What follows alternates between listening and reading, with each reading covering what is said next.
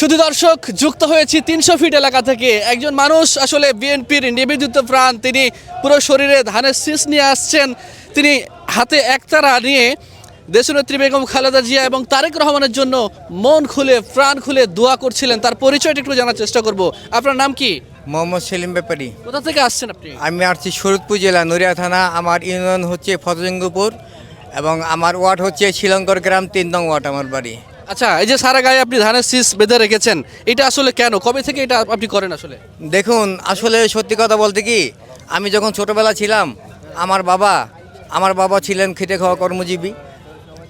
যখন আমার বাবা কাজে যেতেন না, বৃষ্টি নামতো, তখন মহান নেতার গুণগান গাইতেন ঘরে বসে। তখন আমি আমার মহান নেতার গুণগান শুনতাম আমার বাবার কাছে। সেই থেকে আমি আমার মহান নেতার এই আদর্শকে ভালোবাসি এবং সেই থেকে আমি এই দলকে ভালোবাসি। এবং এই 17টা বছর তো মনে করেন নির্যাতিত ছিলাম, নিপীড়িত ছিলাম, উন্মুক্ত হয়ে কোনো কথা বলতে পারিনি।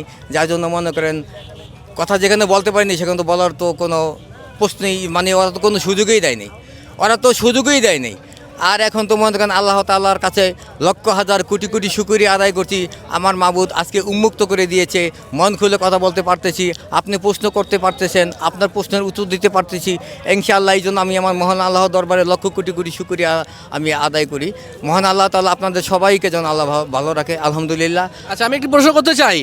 আপনি তারেক রহমানের জন্য দোয়া করছিলেন, তারেক রহমানকে আসলে কিছু বলতে চান কিনা আমাদের এই ভিডিওর মাধ্যমে? আসলে আমি গণতন্ত্রের নায়ক, বাংলার মহানায়ক, স্বাধীনতার ঘোষক শহীদ প্রেসিডেন্ট জিয়াউর রহমান সাহেব, যিনি বাংলাদেশের স্বাধীনতা ঘোষণা না দিলে বাংলাদেশ স্বাধীন হতো না। আমার সেই মহান নেতা শহীদ প্রেসিডেন্ট জিয়াউর রহমান সাহেবের জ্যেষ্ঠপুত্র, ওনার জ্যেষ্ঠপুত্র আমাদের প্রিয় লিডার তারেক রহমান সাহেব এবং বাংলাদেশের আগামী দিনের কর্ণধার, বাংলাদেশের রাষ্ট্র পরিচালক, বাংলাদেশের আগামী দিনের প্রধানমন্ত্রী হবে। আল্লাহ তাকে প্রধানমন্ত্রী নিয়োজিত করবেন ইনশাআল্লাহ। আপনারা সবাই দোয়া করবেন ওনার জন্য।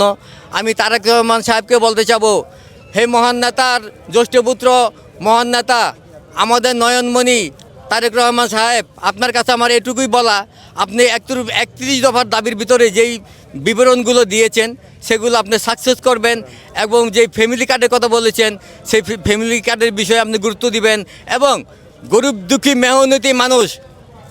দুঃখী মেহনতি মানুষ আপনার বাবাকে অত্যন্ত, আপনার আম্মু আমাদের প্রিয় নেত্রী, আমাদের নির্যাতিত নেত্রী, আমাদের আবশ্যীন নেত্রী, আমাদের দয়ের নেত্রী, মায়ের নেত্রী, যিনি আমাদেরকে মায়া করে দয়া করে তার জীবনটাকে বিসর্জন দিয়ে আমাদেরকে ছেড়ে যান নাই, সেই নেত্রীর জ্যেষ্ঠপুত্র আপনি। আমার নেত্রী যতটা কথা বলেছেন প্রত্যেকটা কথা জনগণের সম্মুখে তিনি সাকসেস করেছেন ইনশাআল্লাহ। আপনার কাছে আমি আশা রাখবো আপনি তাও সাকসেস করবেন, জনগণের আশা আকাঙ্ক্ষা পূরণ করবেন এবং আপনি খেটে খাওয়া মেহনতি মানুষের দিকে আপনি নজর দিবেন। এটা হলো আপনার কাছে আমার আকুল আবেদন। তার কারণ আপনার বাবা খেটে খাওয়া মেহনতি মানুষ, দিনমজুর, খেতে খামারে কৃষক এবং মৎস্যজীবী যারা ছিলেন, মাঠে ঘাটে যারা কাজ করেছেন, যারা গরু পেলেছেন, তাদেরকে আপনার বাবা ভালোবাসতেন। তাই আমি সেই অনুরোধ রাখবো, আপনার বাবার আদর্শকে আপনি ধরে রাখবেন এবং তাই আপনি বাস্তবায়ন করবেন। অসংখ্য ধন্যবাদ আপনাকে। সুপ্রিয় দর্শক, এই ছিল এই ৩০০ ফিট এলাকা থেকে। পরবর্তী আপডেট আপনাদের জানিয়ে দেওয়ার চেষ্টা করব। ভিডিওটি সবাই শেয়ার করে জানিয়ে দেওয়ার চেষ্টা করবেন। আল্লাহ হাফেজ।